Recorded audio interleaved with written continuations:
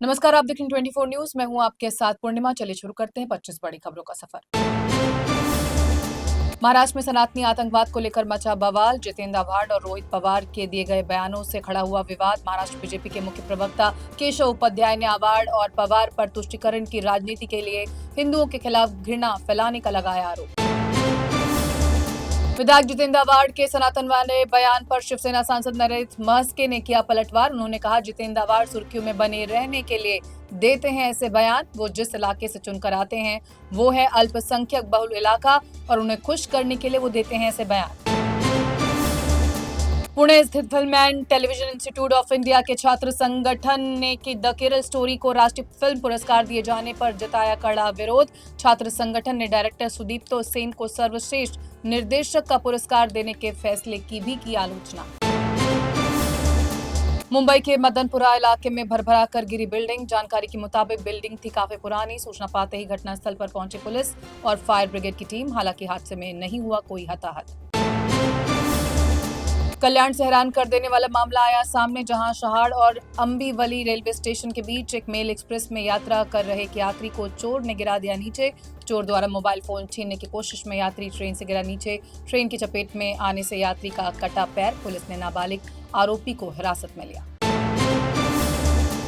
ज्योतिष पीठ के शंकराचार्य अवि मुक्तेश्वरानंद सरस्वती महाराज ने नए संसद भवन के उद्घाटन पर गाय को अंदर न आने पर उठाए सवाल। उन्होंने कहा, जब संसद भवन में गाय की हो सकती है मूर्ति तो असली गाय क्यों नहीं। उन्होंने महाराष्ट्र सरकार से गौ सम्मान के लिए प्रोटोकॉल बनाने की मांग और धर्म संसद द्वारा गाय को राष्ट्र माता का दर्जा देने के प्रस्ताव का किया समर्थन। मीरा भाईंदर में एक शर्मनाक घटना आई सामने, जहां नशे में एक दूत कांस्टेबल लोकल के महिला डब्बे में चढ़ा। इसके बाद उसने महिलाओं को किए गंदे इशारे। कांस्टेबल की हरकतों से परेशान महिलाओं ने रेलवे प्रशासन को दी इसकी सूचना। कांस्टेबल के खिलाफ मामला दर्ज कर उसे किया गया अरेस्ट। नागपुर में सड़क दुर्घटना की खबर आई सामने। अनियंत्रित कार ने 25 से 30 लोगों को टक्कर मारकर किया घायल। नशे में धुत था कार चालक। हादसे के बाद गुस्साए लोगों ने की चालक की जमकर पिटाई। झारखंड के पूर्व मुख्यमंत्री और झारखंड मुक्ति मोर्चा पार्टी के संस्थापक शिबू सोरेन का 81 वर्ष की उम्र में निधन। इस दौरान सांसद संजय राउत ने जताया शोक। कहा, एक आदिवासी राज्य पिछड़े राज्य से आने वाले वो व्यक्ति राष्ट्रीय राजनीति में हुए शामिल। झारखंड के लोगों के लिए वो किसी भगवान से नहीं थे कम। महाराष्ट्र के नासिक से एक दिल दहला देने वाली घटना आई सामने। यहां दो नाबालिग छात्रों ने एक छात्र की पीट कर दी हत्या। पुलिस ने दोनों नाबालिग छात्रों को हिरासत में लिया। स्कूल में बेंच पर बैठने को लेकर छात्रों के बीच शुरू हुआ था विवाद।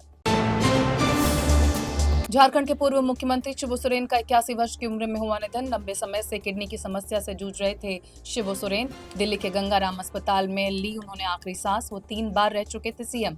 झारखंड राज्य के गठन में शिबू सोरेन का था बड़ा योगदान। प्रधानमंत्री नरेंद्र मोदी ने झारखंड के पूर्व मुख्यमंत्री शिबू सोरेन के निधन पर गहरा शोक व्यक्त किया है। उन्होंने कहा, एक जमीनी और समर्पित नेता थे शिबू सोरेन। उन्होंने जनसेवा को अपना जीवन किया समर्पित। वो विशेष रूप से आदिवासी समुदायों, गरीबों और वंचितों के उत्थान के लिए रहे प्रतिबद्ध।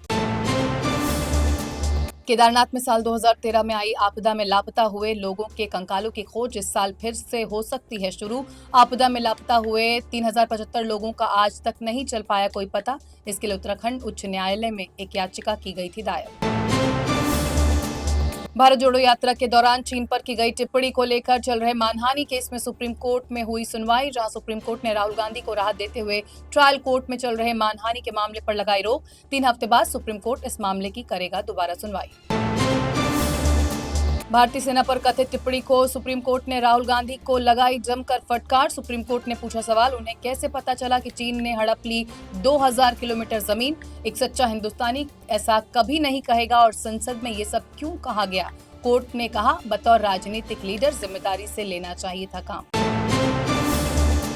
यूपी के मुख्यमंत्री योगी ने रक्षाबंधन के अवसर पर महिलाओं के लिए बड़ी सौगात का किया ऐलान। यूपी सरकार ने महिलाओं के लिए 3 दिन के लिए यूपी रोडवेज की बसों में सफर करना कर दिया है फ्री। सीएम योगी ने इसे लेकर अफसरों को दिए निर्देश। यूपी के इटावा से दर्दनाक घटना आई सामने। मां ने पिता को दिया धोखा तो बेटे ने उठाया खौफनाक कदम। 7 साल पहले मां ने की थी दूसरी शादी। मां को दवा दिलाने के बहाने ले गया था बेटा। दोस्तों के साथ मिलकर गाड़ी से कुचलकर की हत्या। पुलिस ने बेटे कौशल शर्मा समेत तीनों आरोपियों को किया गिरफ्तार। पहलगाम में 22 अप्रैल को हुए आतंकी हमले को लेकर जांच में हुआ बड़ा खुलासा। 28 जुलाई को ऑपरेशन महादेव में मारे गए तीनों आतंकियों का सीधा पाकिस्तानी कनेक्शन आया सामने। सुरक्षा एजेंसियों ने आतंकियों के पाकिस्तानी पते वाले वोटर आईडी कार्ड किए बरामद। गाजीपुर पुलिस ने पूर्व विधायक मुख्तार अंसारी के छोटे बेटे उमर अंसारी को लखनऊ से किया गिरफ्तार। उस पर गैंगस्टर एक्ट में जब्त प्रॉपर्टी को कोर्ट से छुड़वाने के लिए फर्जी दस्तावेज और मां अफशा अंसारी के फर्जी हस्ताक्षर का है आरोप। पुलिस ने केस दर्ज कर आगे की कार्रवाई की शुरू। दिल्ली के चाणक्यपुरी से चेन स्नेचिंग की घटना आई सामने। चेन स्नेचिंग की यह वारदात संसद भवन से कुछ ही दूरी पर महिला सांसद आर सुधा के साथ हुई। मॉर्निंग वॉक के लिए निकली थी सांसद। इसी दौरान सड़क पर बाइक सवार बदमाश ने उनके गले से सोने की खींची चेन और हो गया फरार। देश की बहनों ने सैनिकों के लिए भेजा अपना प्यार। सिपाही रक्षा सूत्र नामक इस अभियान के तहत देश के अलग अलग हिस्सों से सैनिकों के लिए भेजी गई हैं राखियां। इस अभियान में बेटियों और बहनों से अपने आंगन के मिट्टी, एक राखी और चंदन के टीके के साथ एक पत्र भेजने को कहा गया है।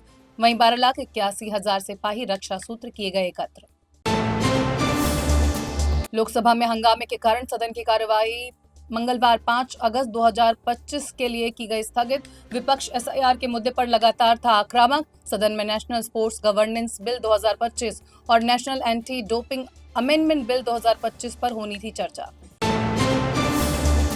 उत्तर प्रदेश में बारिश की वजह से बाढ़ जैसे हालात। उफान पर गंगा और यमुना नदी। 65 से ज्यादा जिलों में भारी बारिश का अलर्ट किया गया जारी। कई गांवों से टूटा संपर्क। प्रशासन की ओर से रेस्क्यू ऑपरेशन हुआ शुरू। यूपी में अगले 2 दिनों तक भारी बारिश का सिलसिला रहेगा जारी। उत्तर प्रदेश के प्रयागराज से इंसानियत की मिसाल हुई पेश, जहां थाना पूरा मुक्ति क्षेत्र में रहने वाले 33 वर्षीय युवक ने इंस्टाग्राम पर डाली एक पोस्ट जिसमें लिखा, मैंने जहर खा लिया।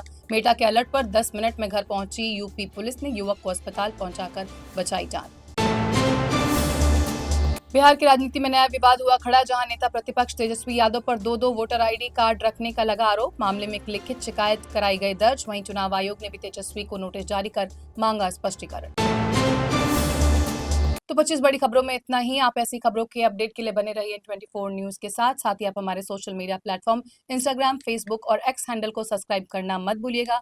मुझे दीजिए इजाजत। नमस्कार।